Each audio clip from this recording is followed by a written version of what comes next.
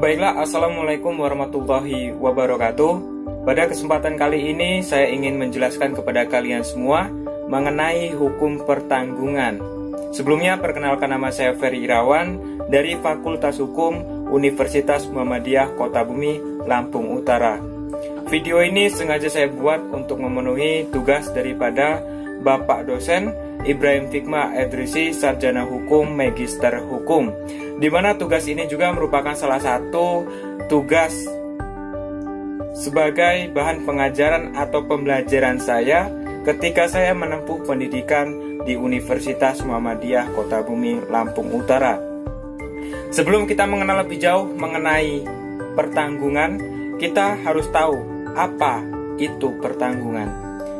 Pertanggungan adalah sebuah perjanjian di mana seorang penanggung mengikatkan diri kepada seorang tertanggung dengan menerima sebuah premi pergantian apabila terjadi kerugian-kerugian dalam peristiwa tertentu.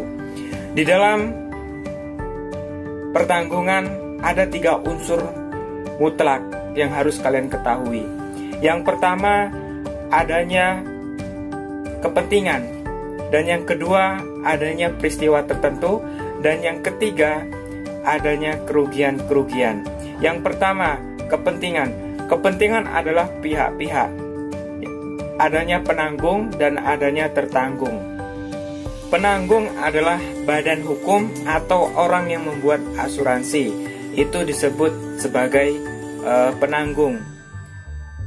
Biasanya, penanggung itu seperti contohnya Jam Sostek, Jasara Harja, Bumi Putra, dan asuransi-asuransinya yang berbentuk badan hukum atau orang yang mendirikan dan kemudian membuat suatu asuransi. Itu disebut sebagai pihak penanggung.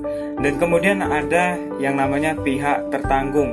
Pihak tertanggung adalah orang yang ingin mengasuransikan dirinya atau barang yang ingin diasuransikan. Itu disebut dengan tertanggung. Tertanggung ini juga biasanya seperti nasabah ataupun disebut juga sebagai debitur. Itu disebut sebagai tertanggung. Dan kemudian selanjutnya adanya suatu peristiwa-peristiwa tertentu. Jadi dalam asuransi itu ada beberapa hal atau beberapa kejadian yang dapat diasuransikan. Seperti contohnya hal-hal yang tidak diinginkan seperti kebakaran, kecelakaan, maupun sakit.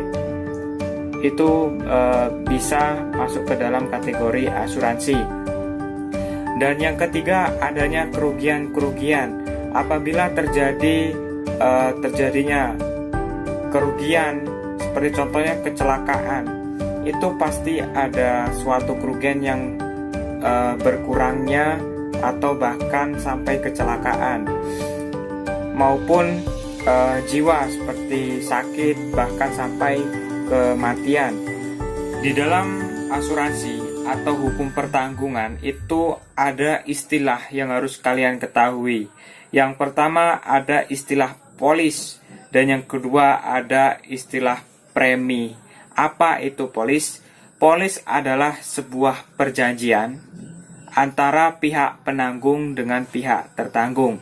Jadi dalam isi polis ini adalah sebuah perjanjian. Perjanjian apa saja yang akan digunakan di dalam asuransi. Dan yang kedua ada yang namanya premi. Premi adalah bentuk atau pembayaran setiap bulannya atau iuran setiap bulannya yang dibayarkan kepada pihak penanggung.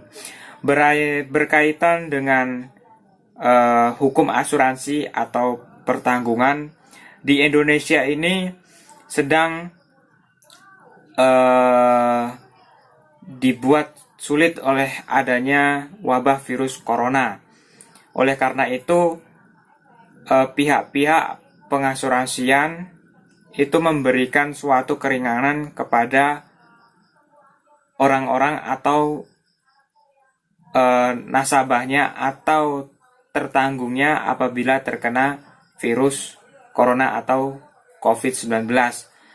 Seperti Contohnya, pihak asuransi memberikan keringanan libur pembayaran premi atau uang iuran setiap bulannya.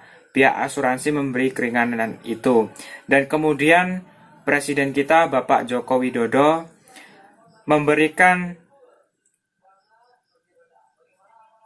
mengumumkan kepada masyarakatnya agar selalu menjaga kesehatan, dan kemudian Bapak Presiden Joko Widodo memberikan asuransi kepada pihak-pihak atau orang yang terkena musibah, terkena virus corona atau COVID-19, itu dalam peraturan keputusan Menteri Kesehatan nomor HK.01.07